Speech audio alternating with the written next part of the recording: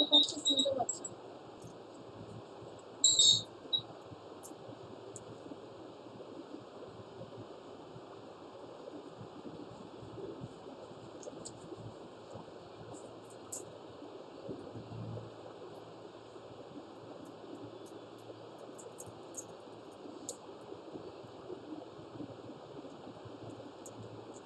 আমি করবো।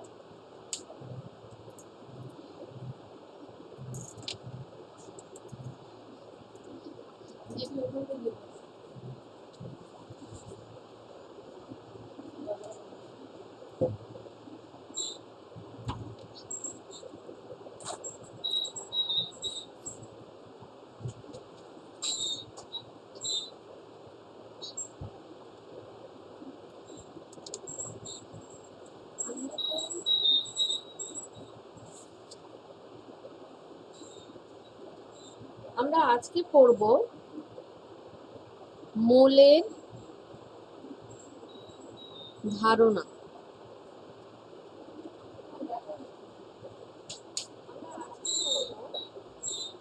যা করবি সেটা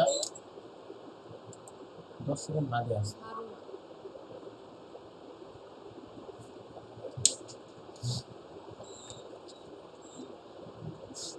আমরা পড়েছি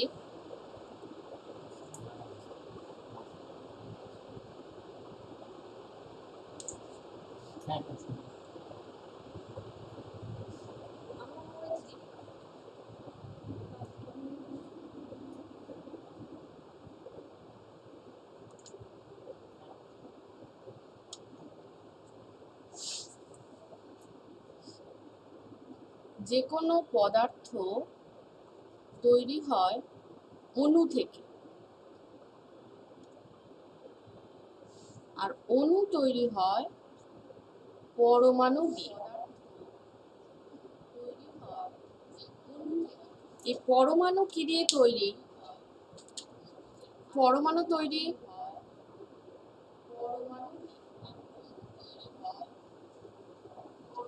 ইলেকট্রন, প্রোটন, নিউট্রন দিয়ে।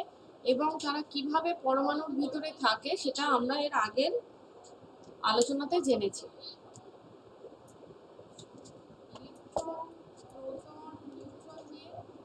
পরমাণুর সংজ্ঞা হিসেবে আমরা পেয়েছি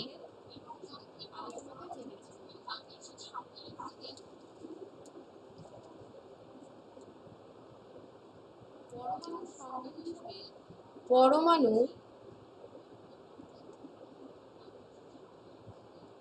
পদার্থের সবচেয়ে ক্ষুদ্রতম কণা যা রাসায়নিক বিক্রিয়ায় অংশগ্রহণ করে। ক্ষুদ্রতম কণা যা রাসায়নিক বিক্রিয়ায় অংশগ্রহণ করে।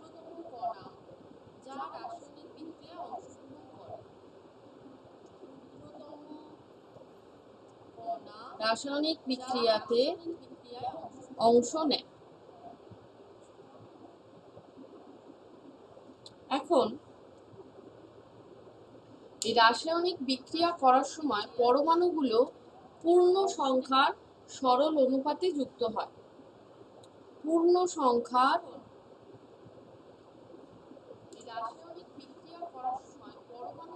সরল অনুপাতে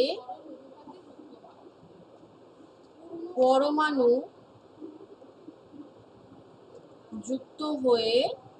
যুক্ত হয় এবং কি তৈরি করে? অণু তৈরি করে।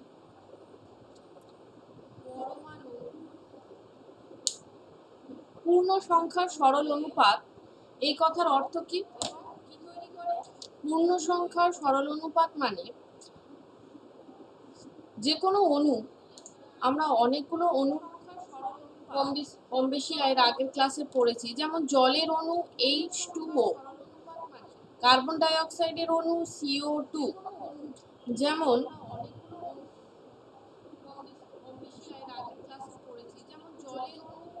Sodium chloride NaCl। এখানে যদি আমরা অনুপাতগুলো লক্ষ্য করি, হাইড্রোজেন আর oxygen, hydrogen oxygen 2:1, carbon oxygen 1:2, sodium chlorine 1:1 সবগুলোই আমরা দেখতে পাচ্ছি পূর্ণ সংখ্যা। কখনোই কিন্তু এই যে দেখা যাচ্ছে না। সোডিয়াম ক্লোরিন 1:1 সবগুলোই আমরা দেখতে পাচ্ছি পূর্ণ সংখ্যা। কখনোই কিন্তু সবগুলোই আমরা দেখতে পাচ্ছি কিন্তু এখানে পূর্ণ সংখ্যা। কোনোটাই আমরা দেখতে পাবো না যে এখানে 1/2:1। সবগুলোই আমরা দেখতে পাচ্ছি কিন্তু এখানে পূর্ণ সংখ্যা। 1/2:3/4 এরকম কোনো সংখ্যা আমরা দেখতে পাবো না। অনুপাতগুলো সবসময় আমরা দেখব পূর্ণ সংখ্যা। এই পূর্ণ সংখ্যার সরল অনুপাতে পরমাণুগুলি যুক্ত হয়ে ওটা যুক্ত হয়ে এরা তৈরি করে কি অণু। পূর্ণ সংখ্যার সরল অনুপাতে পরমাণুগুলি যুক্ত হয়ে এরা তৈরি করে কি অণু।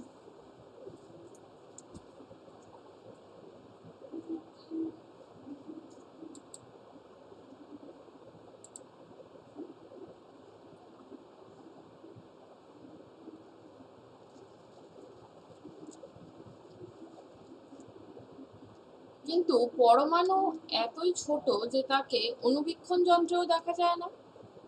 খালি চোখে তো দেখাই যায় না, অণুবীক্ষণ যন্ত্রের মাধ্যমেও দেখা যায়। এবং যে কোনো পদার্থের একটা ছোট্ট কণাও যদি আমি নিই তার ভিতরে অসংখ্য পরমাণু বর্তমান থাকে। এখন পদার্থের এই পরমাণুর সংখ্যা বোঝানোর জন্য এই মোল কথাটা আমরা ব্যবহার করি। মোল।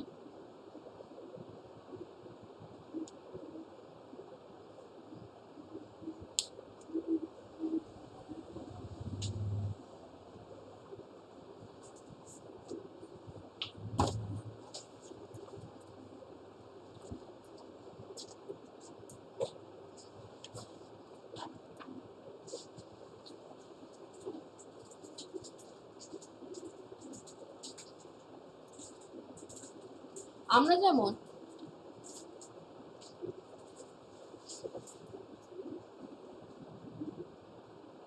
দোকানে গিয়ে ডিম বা কলা যখন কিনছি তখন বলি 1 ডজন ডিম, 1 ডজন কলা। কিন্তু যখন আমরা চাল ডাল কিনছি তখন কিন্তু 1 ডজন চাল, 1 ডজন কলা এই কথাটা ব্যবহার করছি না। কারণ চাল বা ডালের কণার আকার এতটাই ছোট যে সেখানে 1 ডজন কথাটা ব্যবহার করলে বা 1 ডজনের পরিমাণটা অনেকটা কম হবে। তেমন পরমাণুর আকার খুব ছোট হওয়ায় আমাদেরকে সেখানে মোল কথাটি ব্যবহার করতে হয়। মানে মোল শব্দটি এসছে ল্যাটিন শব্দ মোলস থেকে। এর কথা মানে কি স্তূপ। স্তূপ মানে কি একসাথে অনেকগুলো সেখানে আছে। মোল বলতে কি বোঝায়? মোল জিনিসটা কি? মোল বলতে বোঝাচ্ছে যে একটা কার্বন 12 পরমাণু নেওয়া হলো। কার্বন 12 পরমাণু মানে আমরা আগে পড়েছি আইসোটোপ। সেক্ষেত্রে কার্বনের 3 ধরনের আইসোটোপ হয়, কার্বন 12, কার্বন 13, কার্বন 14। এগুলোকে নেওয়া হচ্ছে না। কার্বন 12 একটা আইসোটোপ নেওয়া হচ্ছে, মানে যার ভর হচ্ছে 12। এখন সেই কার্বন 12 আইসোটোপের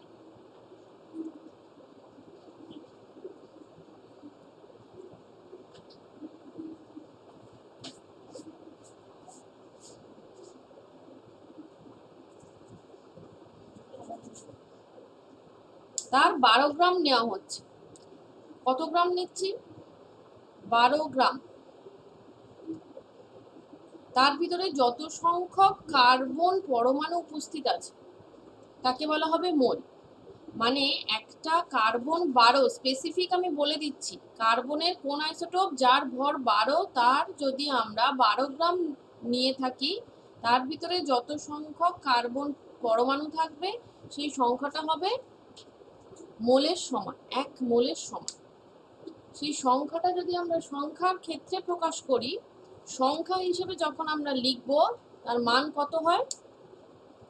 6.023 ইন্টু 10⁻23। সংখ্যাটা একটু যদি আমরা ভালোভাবে লক্ষ্য করি তাহলে দেখব কি 10⁻23 মানে 10-এর পিছনে বা 1-এর পিছনে 23টা শূন্য বসছে, মানে সংখ্যাটা বিশাল। এতগুলো পরমাণু ওই মাত্র 12 গ্রাম কার্বনের ভিতরে কিন্তু থেকে যাচ্ছে। তার মানে পরমাণুর সাইজটা বা আকারটা কতটা ছোট সেক্ষেত্রে আমরা ধারণা করতে পারি। এই সংখ্যাটাকেই বলা হয় মোল। মানে এই সংখ্যক কণা যদি উপস্থিত থাকে তখন তাকে 1 মোল বলা হয়। যেমন 1 ডজন মানে আমরা কত জানি? 12টা যে কোনো জিনিসকে আমরা 12টা পেন যদি আমার কাছে থাকে তাহলে বলবো আমরা 1 ডজন পেন। তাই এতগুলো কণা যদি কোনোভাবে আমার কাছে থাকে তাহলে বলবো 1 মোল কণা। সেই কণা কিন্তু দুভাবে থাকতে পারে, অণু হিসেবে থাকতে পারে, পরমাণু হিসেবেও থাকতে পারে। মোল কিন্তু অণু বা পরমাণুকে বোঝাচ্ছে না, মোল একটা সংখ্যা বোঝাচ্ছে। সংখ্যা, মোল মানে এত সংখ্যক। সেটা অণুও হতে পারে, সেটা পরমাণুও হতে পারে। এবং এই সংখ্যাটিকে বলা হয় অ্যাভোগাড্রো সংখ্যা। অ্যাভোগাড্রো সংখ্যা।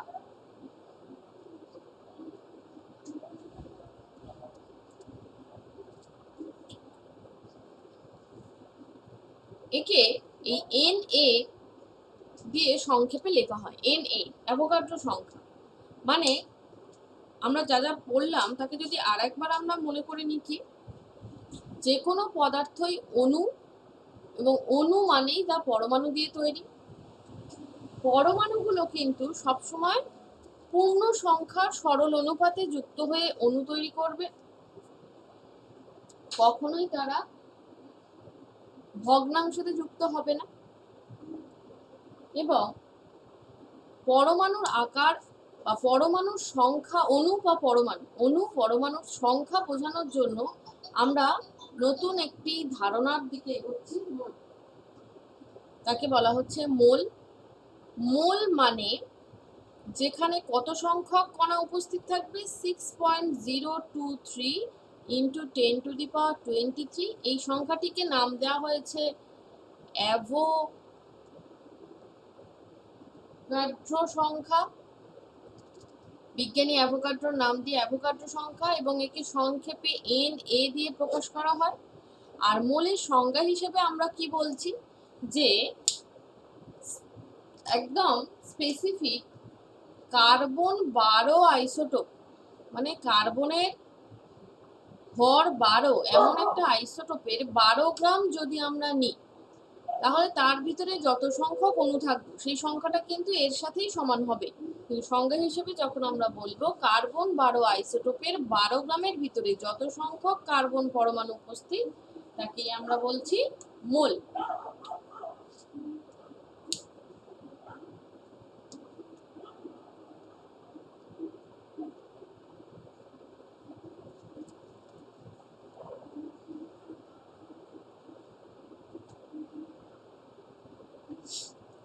তাহলে 1 মোল যে কোনো জিনিসের ভিতরে, 1 মোল যে কোনো জিনিসই মানে কি 6.023 ইন্টু 10⁻23। আর আমরা যেটা বারবার বললাম, মোল কিন্তু অণু বা পরমাণুকে বোঝায় না, মোল শুধু সংখ্যাকে বোঝায়।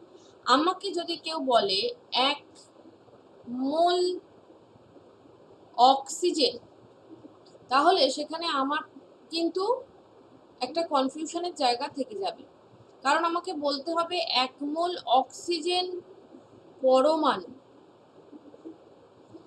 তার মানে কি বলবো? 6.023 ইন্টু 10⁻23 এত পরমাণু। কিন্তু আমাকে যদি বলা হয় 1 মোল অক্সিজেন অণু, তাহলে কি হবে? 6.023 ইন্টু 10⁻23 এত অণু। তার মানে পরমাণুর সংখ্যা কত হবে? কারণ অণু তো পরমাণু দিয়েই তৈরি। একটা অণুর ভিতরে কটা পরমাণু আছে? দুটো। তাহলে এতগুলো অণুর ভিতরে কতগুলো পরমাণু থাকবে? 6.023 ইন্টু 10⁻23 ইন্টু 2 এত পরমাণু। তার মানে মোল কথাটি যখনই আমরা ব্যবহার করব সেখানে অণু বা পরমাণু এটাকে আমাকে উল্লেখ করতে হবে, না হলে কিন্তু সংখ্যাটা ভুল হয়ে যাবে। যখনই আমরা বলছি 1 মোল অক্সিজেন পরমাণু, তাহলে এতগুলো পরমাণু। 1 মোল অক্সিজেন অণু মানে এতগুলো অণু। এতগুলো অণু সমান কতগুলো পরমাণু বেরোলো? ইন্টু 2। কেন 2? কারণ একটা অণুতে আছে দুটো পরমাণু, তাহলে এতগুলো অণুতে থাকবে ইন্টু 2 পরমাণু। এখন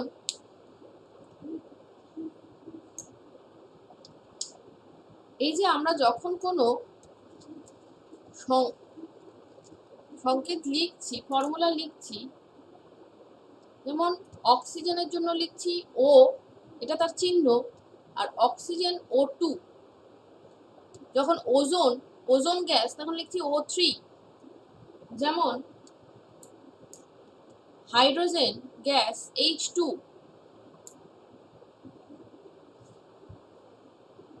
এই যে নিচে যে সংখ্যাটা ব্যবহার করা হচ্ছে সেটা আমাদেরকে কি ইন্ডিকেট করে? এই নিচের সংখ্যাটা কি ইন্ডিকেট করে? এটা কিন্তু অণুর ফর্মুলা। আর নিচে যে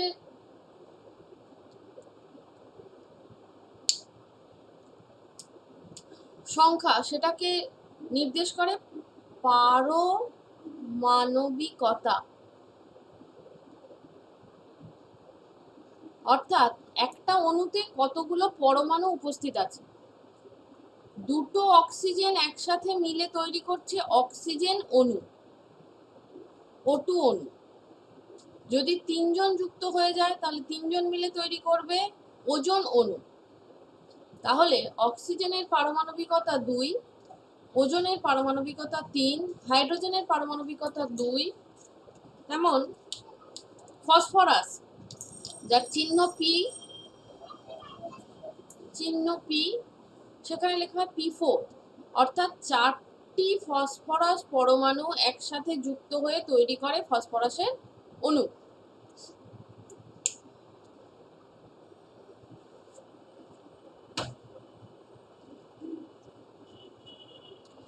এখন আমরা যে কোনো জিনিসের ভর নির্ণয় করি কিভাবে?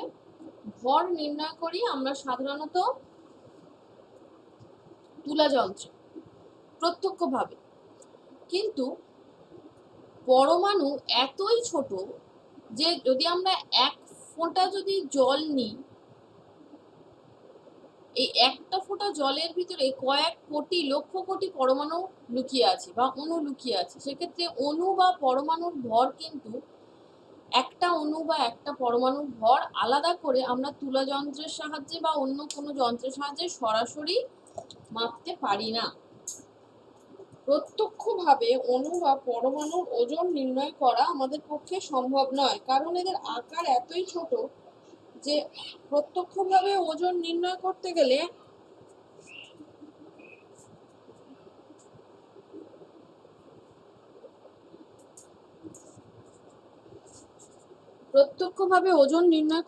আমাকে কি এককভাবে নিতে হবে। এককভাবে অণু বা পরমাণুকে ওইভাবে আলাদা করা সম্ভব নয়। সেজন্য আমাদের কি করতে হচ্ছে? আমাদের তুলনা করতে হচ্ছে। সেটা কি? তাহলে যখনই আমরা অণু বা পরমাণুর ভর নির্ণয় করব সেজন্য আমাদের কি বলা হচ্ছে? আপেক্ষিক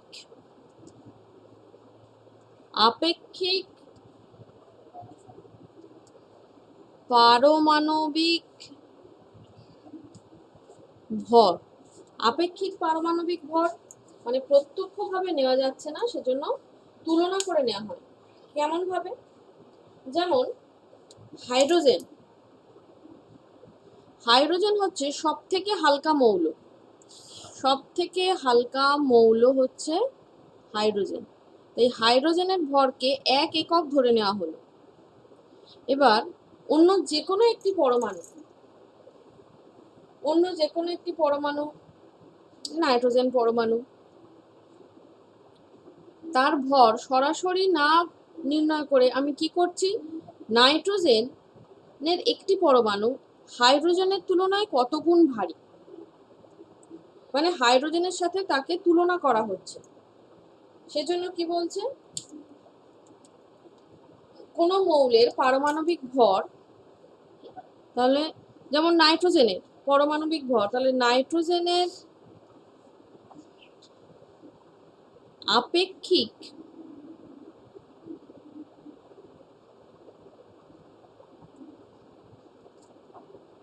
পারমাণবিক ভর সমান কি লিখব, নাইট্রোজেনের একটি পরমাণুর ভর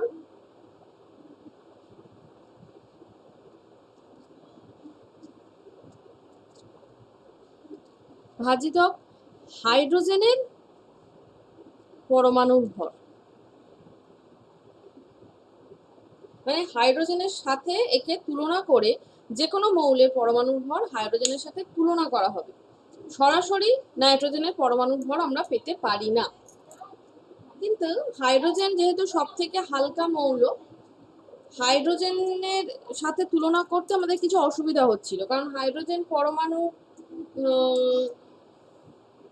সাথে তুলনা করে যে ভরগুলো আমরা পাচ্ছিলাম সেগুলো আমরা পূর্ণ সংখ্যায় পাচ্ছিলাম না, সব ভগ্নাংশতে পাচ্ছিলাম, বেশিরভাগই ভগ্নাংশতে পাচ্ছিলাম। সেজন্য হাইড্রোজেন স্কেলকে একটু সরিয়ে আমরা নতুন স্কেল তৈরি করলাম, কি কার্বনের সাথে তুলনা করা শুরু করলাম। কার্বনের সাথে কিভাবে তুলনা করছি, যে কোনো মৌলের একটি পরমাণুর ভর একটি কার্বন 12 পরমাণুর 1/12 অংশের তুলনায় যত গুণ ভারী। তার মানে ধরে নাও এটি একটি কার্বন পরমাণু, এটাকে এর ভর কত, 12। কেন 12? কারণ কার্বনের ভিতরে 6টি প্রোটন থাকে, 6টি ইলেকট্রন থাকবে, 6টা নিউট্রন থাকছে। কার ভিতরে, কার্বন 12 আইসোটোপের ভিতরে। আমরা জানি ইলেকট্রন খুব হালকা, তার ভর নগণ্য, তাকে বাদ দেওয়া হলো। তাহলে পড়ে রইল 6টা প্রোটন, 6টা নিউট্রন, তাহলে 6 + 6 চলে আসছে 12। তাহলে এর একক যদি 12, ভর যদি 12 একক হয়, তাহলে একে 12টা ভাগে প্রথমে ভাগ করে নেয়। এই 4 ভাগ হলো, প্রত্যেকটা ভাগকে যদি আমরা আরো 3টে করে ভাগে ভাগ করি, তাহলে আমরা মোট 12টা ভাগ পাব। 12টা ভাগ মানে কি, এই যে কোনো একটা ভাগকে যদি আমরা ধরি, 12টা ভাগ মানে কি 1/12 অংশ। তাহলে এই কার্বন পরমাণুর 1/12 অংশের তুলনায় অন্য পরমাণু যতটা ভারী, সেটা হবে তার পারমাণবিক ভর। এবং এর একক হিসেবে কিন্তু আমরা গ্রাম বা কিলোগ্রাম ব্যবহার করতে পারবো না, কারণ গ্রাম বা কিলোগ্রাম কিন্তু অনেক বড় একক। এক্ষেত্রে আমরা ব্যবহার করব AMU। AMU এর পুরো কথা হচ্ছে অ্যাটমিক মাস ইউনিট, বা শুধু ইউ, ইউনিফাইড মাস।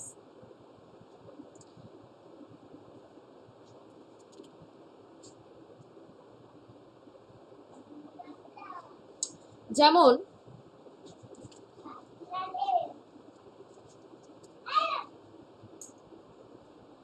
একটি নাইট্রোজেনের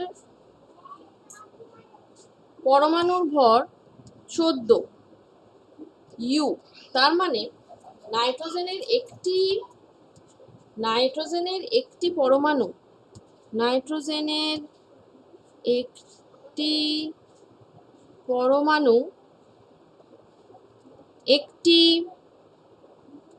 কার্বন 12 কথাটা সবসময় আমাকে উল্লেখ করতে হবে, কারণ কার্বন 3 রকম ভাবে থাকতে পারে বা 3টে আইসোটোপ হতে পারে। আমরা কিন্তু তার মধ্যে কার্বন 12টাকেই সিলেক্ট করে নিয়েছি। নাইট্রোজেনের একটি পরমাণু একটি কার্বন 12 পরমাণুর কত অংশ, 1/12 অংশের তুলনায় 14 গুণ ভারী।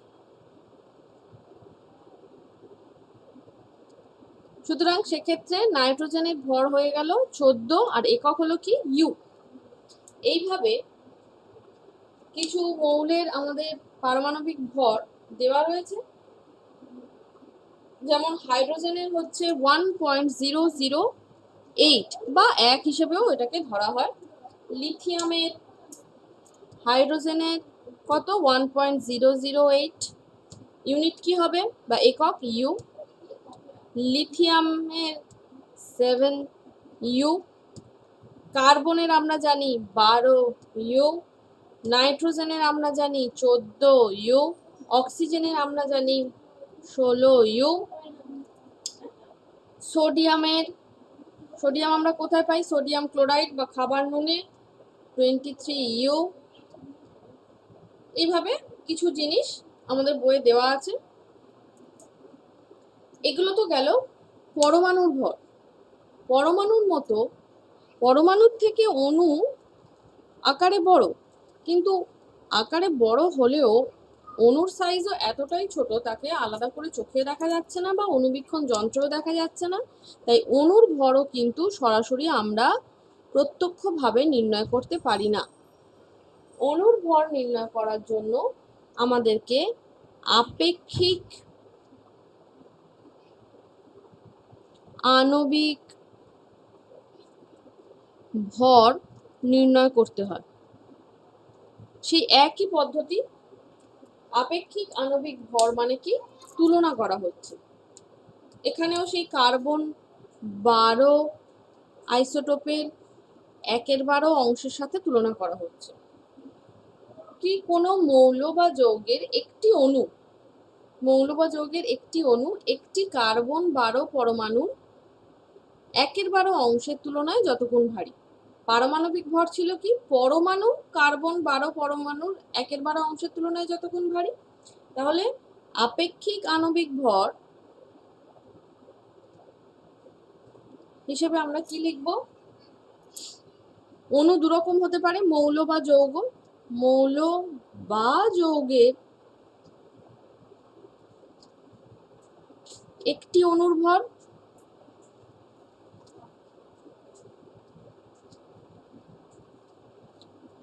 কার সাথে তুলনা করা হচ্ছে? কার্বন 12 পরমাণুর 1/12 অংশ।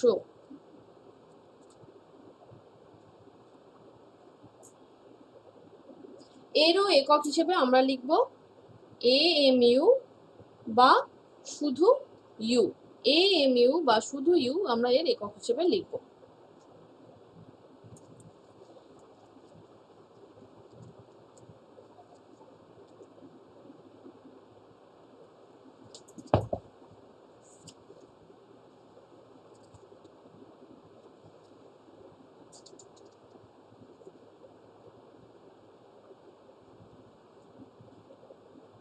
যেমন ধরে নাও আমাদেরকে যদি বলা হয় CO2 কার্বন ডাই অক্সাইড এর আণবিক ভর নির্ণয় করো, কত? CO2 কি একটি অণু? CO2 একটি অণু।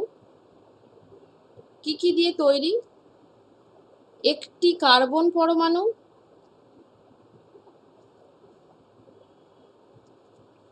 দুটি অক্সিজেন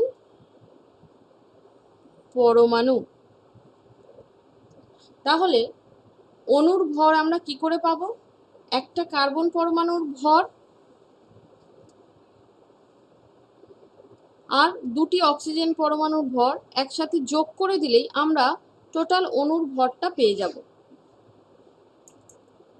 এখন আমাদের বইতে যে টেবিল দেওয়া আছে সেখান থেকে আমরা জেনেছি একটি কার্বন পরমাণুর ভর, একটি কার্বন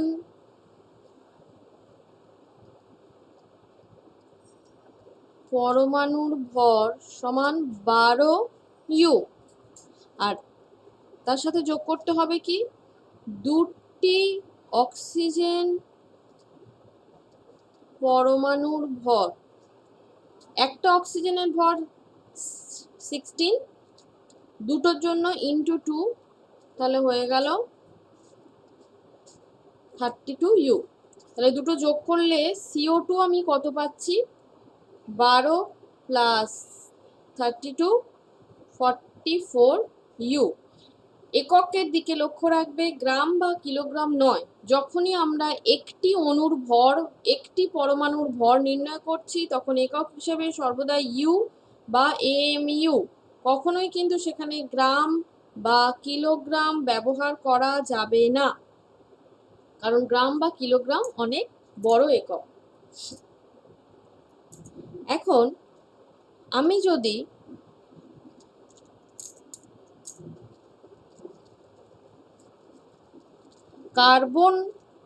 কার্বন ডাই অক্সাইডের ভরকে গ্রামে প্রকাশ করি, তখন তাকে কি বলা হবে, গ্রামে প্রকাশ করা হলো, গ্রাম এককে প্রকাশ করা হলো, গ্রাম এ প্রকাশ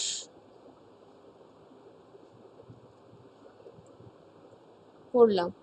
তাহলে কি পাবো, 44U এর জায়গায় লিখবো 44 গ্রাম, সমান আমি লিখবো 1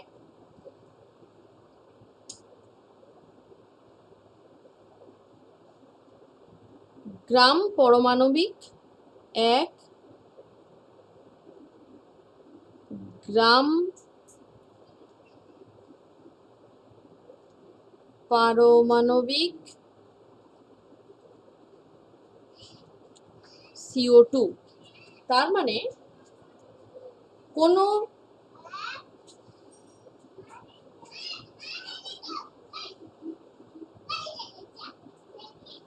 গ্রাম পারমাণবিক হবে না, এখানে গ্রাম আণবিক হবে, এক, কারণ এটা অণু, 1 গ্রাম আণবিক অণু। যদি আমরা অক্সিজেনের ভরকে গ্রামে প্রকাশ করি, অক্সিজেনের একটি পরমাণুর ভর, অক্সিজেনের একটা পরমাণুর ভর 16U, আমরা যদি লিখি 16 গ্রাম অক্সিজেন সমান লিখবো আমি 1 গ্রাম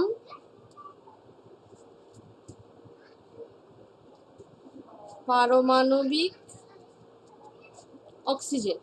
অর্থাৎ আণবিক ভর বা পারমাণবিক ভরকে যখনই আমরা গ্রামে প্রকাশ করছি, তখন তাকে বলছে গ্রাম পারমাণবিক ভর বা গ্রাম পরমাণু বা গ্রাম আণবিক ভর বা গ্রাম অণু।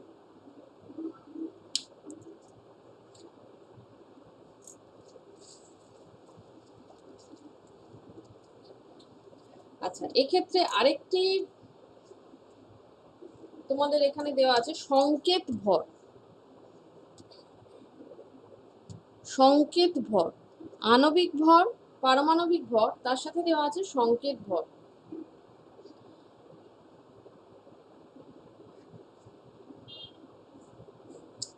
সংকেত ভর কথাটা ব্যবহার করা হয় আয়নীয় যৌগের জন্য। আয়নীয় যৌগ কি, যেসব যৌগ আয়ন দিয়ে তৈরি। আয়ন কি আমরা আগের চ্যাপ্টারে পড়েছি, আয়ন দুরকম হতে পারে, ক্যাটায়ন, অ্যানায়ন। সেই ক্যাটায়ন আর অ্যানায়ন, ক্যাটায়ন হতে পারে, ক্যাটায়ন মানে পজিটিভ আর অ্যানায়ন মানে হচ্ছে নেগেটিভ। পরমাণু থেকে ইলেকট্রন বেরিয়ে গিয়ে তৈরি হয় ক্যাটায়ন, পরমাণুতে ইলেকট্রন যুক্ত হয়ে তৈরি হয় অ্যানায়ন। ক্যাটায়ন এবং অ্যানায়ন দেখেই বোঝা যাচ্ছে বিপরীত তড়িৎগ্রস্ত। বিপরীত তড়িৎগ্রস্ত হয়, এদের ভিতরে কিন্তু আকর্ষণ বল কাজ করে, হয়ে এরা যে যৌগ তৈরি করা হয় তাকে বলা হবে আয়নীয় যৌগ। যেমন আমাদের সব থেকে পরিচিত আয়নীয় যৌগ সোডিয়াম ক্লোরাইড। সোডিয়াম ক্লোরাইড মানে খাবার নুন, সেটা তৈরি হয় কি সোডিয়াম ক্যাটায়ন আর ক্লোরিন অ্যানায়ন বা ক্লোরাইড অ্যানায়ন, এই দুটো যুক্ত হয়ে তৈরি হয় NaCl। এখন যেহেতু এই আয়নীয় যৌগগুলো কিন্তু পৃথক অণু হিসেবে থাকে না, এরা কিভাবে থাকে, প্লাস আর মাইনাসের ভিতরে আকর্ষণ বল, একটা প্লাস কেবল যে একটা মাইনাসকে আকর্ষণ করবে তা নয়, এরকম চারপাশে যতগুলো মাইনাস থাকবে সবাইকেই সে আকর্ষণ করতে পারবে। আবার একটা মাইনাস তার চারপাশে যতগুলো প্লাস থাকবে সবার সাথেই তার কিন্তু আকর্ষণ বল থাকবে। তো সেক্ষেত্রে এদের পৃথক একটি NaCl অণু হিসেবে না থেকে একসাথে অনেকগুলো ক্যাটায়ন এবং অ্যানায়ন জোটবদ্ধ অবস্থায় থাকে। তাই তাদের ক্ষেত্রে আণবিক অণুই যেখানে নেই, অণুর কোনো অস্তিত্ব নেই, সেক্ষেত্রে আণবিক ভর কথাটা ব্যবহার করাটা একটু ভুল হয়ে যাবে। কিন্তু আমরা আয়নীয় যৌগের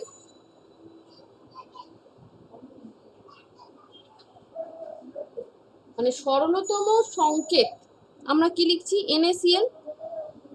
সেই সংকেত ব্যবহার করছি, অণু হিসেবে থাকছে না, সংকেত হিসেবে আমরা কি লিখছি? NaCl। তাই এই আয়নীয় যৌগের ভরকে আমরা বলবো সংকেত ভর। কিন্তু ক্যালকুলেশনের সময় সংকেত ভর আর আণবিক ভর একইভাবে গণনা করা হয়, এক্ষেত্রে কিন্তু কোনো পার্থক্য হয় না। সংকেত ভর আর আণবিক ভর ক্যালকুলেশনের ক্ষেত্রে একই, শুধু আয়নীয় যৌগের জায়গায় আণবিক ভর ব্যবহার না করে, কারণ সেখানে পৃথক অণু থাকছে না বলে সংকেত ভর ব্যবহার করা হবে। যেমন NaCl এরই সংকেত ভর আমরা যদি বলি, তাহলে সোডিয়ামের ভর প্লাস ক্লোরিনের ভর, সোডিয়ামের ভর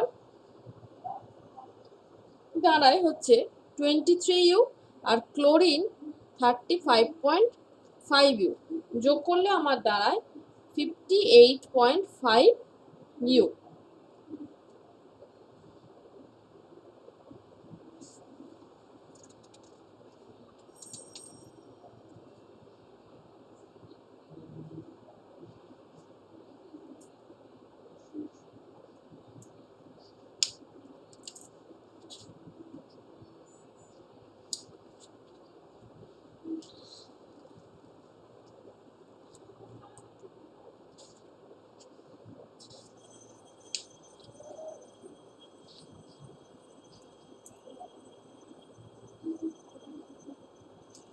আচ্ছা, এবার মোলার আয়তন বলতে আমরা কি বুঝি? আমরা তো মোল বলতে বুঝলাম কি, মোল একটা সংখ্যাকে নির্দেশ করছে, সেই সংখ্যাটার আবার নাম দিয়েছি আমরা অ্যাভোগাড্রো সংখ্যা। এবং মোল কথাটি যখনই আমরা ব্যবহার করব সেখানে অণু বা পরমাণুর উল্লেখ থাকবে। মোলার আয়তন মানে হচ্ছে এক মোল যে কোনো গ্যাস, এক মোল যে কোনো গ্যাসীয় পদার্থ যে পরিমাণ আয়তন দখল করে, এক মোল গ্যাসীয় পদার্থ এর আয়তনকেই বলা হবে মোলার আয়তন। এবং পরীক্ষা করে দেখা গেছে এক মোল যে কোনো গ্যাসীয় পদার্থের আয়তন এসটিপি মানে কি, স্ট্যান্ডার্ড টেম্পারেচার প্রেসারে যদি আমরা মেপে থাকি তাহলে সব গ্যাসীয় পদার্থের আয়তনই 22.4 লিটার হয়ে থাকে। তাহলে এক মোল গ্যাসীয় পদার্থের আয়তন এসটিপিতে কত হয়? 22.4 লিটার। যে কোনো গ্যাসই আমি নিতে পারি, অক্সিজেন গ্যাস নিলেও এটা হবে, হাইড্রোজেন নিলেও এটা হবে। এক মোল অক্সিজেন, এক মোল হাইড্রোজেন, এক মোল যদি আমি CO2 নিই, কার্বন ডাই অক্সাইড, তাও এটা হবে। এক মোল যদি আমি জলীয় বাষ্প নিই তাহলেও এটা হবে। তাহলে এক মোল যে কোনো গ্যাসই হোক, সে যে কোনো অণু পরমাণু দিয়েই তৈরি হোক, সে কিন্তু এসটিপিতে স্ট্যান্ডার্ড টেম্পারেচার প্রেসারে যদি আমি মাপি তাহলে তার আয়তন হয় 22.4 লিটার, এবং একেই বলা হয় মোলার আয়তন। লিটারের জায়গায় আমরা ডিএম কিউবও ব্যবহার করি, 1 লিটার সমান 1 ডিএম কিউব, 22.4 ডিএম কিউব।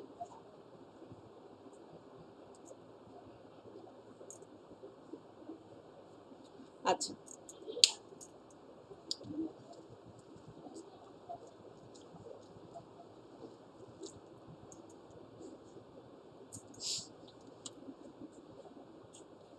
কোনো অণু বা পরমাণু যে কোনো কণার মোল সংখ্যা আমরা কিভাবে বের করতে পারি? মোল সংখ্যা। মোল সংখ্যা আমরা বের করতে পারি প্রদত্ত কণার সংখ্যা, সেটা অণু হোক বা পরমাণু, প্রদত্ত কণার সংখ্যাকে যদি আমরা অ্যাভোগাড্রো সংখ্যা দিয়ে ভাগ করি, অ্যাভোগাড্রো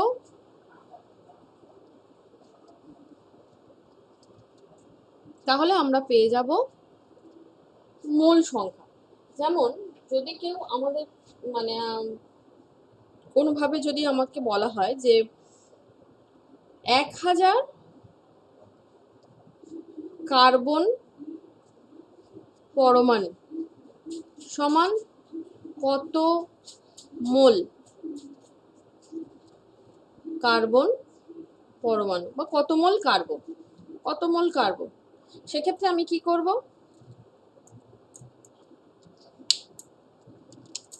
প্রদত্ত কণার সংখ্যা কত 1000,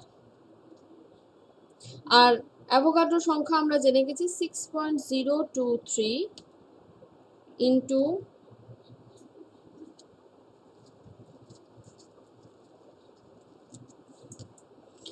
1000 কার্বন পরমাণু সমান কত মোল। প্রশ্নটা ছিল এই।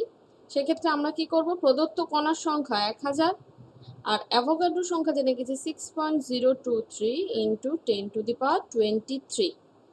এটাকে আমরা হিসেব করলেই যেটা পাবো সেটাই হয়ে যাবে এক্ষেত্রে মোল সংখ্যা। তাহলে আমাকে যে কোনো সংখ্যাই দিক তাকে আমরা মোলে কিভাবে কনভার্ট করব, মোলে কিভাবে নিয়ে যাব, সংখ্যাটাকে অ্যাভোগাড্রো সংখ্যা দিয়ে ভাগ করলেই আমরা কিন্তু কণার মোল সংখ্যাটা পেয়ে যাব।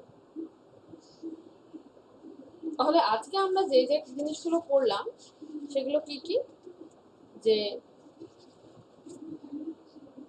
পরমাণু বা অণুর সংখ্যা বোঝানোর জন্য আমরা মোলের ধারণাতে গেছি। মোল একটা সংখ্যা, সেই সংখ্যাকে অ্যাভোগাড্রো সংখ্যা দিয়েও লেখা হয়, এবং সেখান থেকে আমরা জানলাম আপেক্ষিক পারমাণবিক ভর, মানে মৌলের পরমাণুর ভর কিভাবে নির্ণয় করব, অণুর ভর কিভাবে নির্ণয় করব, তার একক হিসেবে কি ব্যবহার করব, গ্রাম পারমাণবিক ভর, গ্রাম আণবিক ভর, সংকেত ভর, মোল সংখ্যা কিভাবে নির্ণয় করব, এবং মোলার আয়তন বলতে কি বুঝি।